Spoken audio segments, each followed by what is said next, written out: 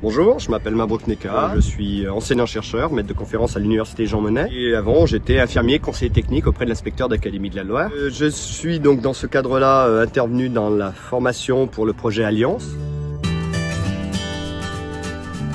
Formation, on est parti d'abord sur la représentation qu'ils avaient de la santé et de l'éducation à la santé. C'était donc un état des lieux de départ pour après leur permettre de prendre conscience des progrès et des intérêts à mettre en œuvre une approche beaucoup plus globale avec la bienveillance et surtout réduire les inégalités sociales de santé. Donc dans le cadre de cette formation, après avoir repris les représentations, on a après travaillé sur les études qui ont démontré qu'à niveau de formation et un niveau de prévention en éducation à la santé, un bien-être des élèves favorisait la réussite scolaire. Et on a démontré après les différents axes sur lesquels il faut travailler dans le cadre de l'école.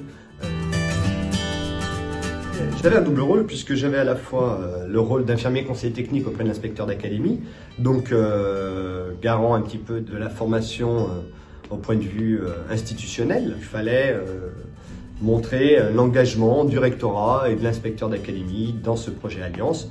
Donc c'était cette première casquette. Et puis cette deuxième casquette, puisque j'ai un doctorat en sciences de l'éducation et dont ma spécialité est l'éducation à la santé. Et puis aussi en tant que partenaire très impliqué dans les écoles promotrices de santé que nous avions mis en œuvre dans la Loire. Donc c'est parce que j'avais cette double casquette que j'ai pu à la fois porter l'engagement institutionnel et puis aussi m'impliquer dans la formation des enseignants sur la promotion de la santé à l'école.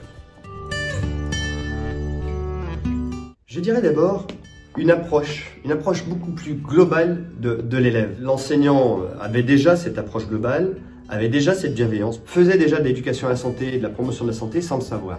C'était se rendre compte des faits et des gestes et des attitudes qu'ils avaient qui étaient favorables à la promotion de la santé dans leur classe.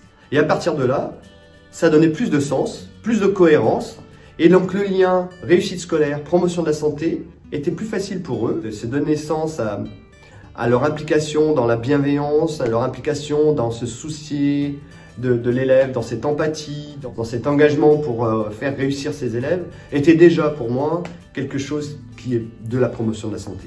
Voilà.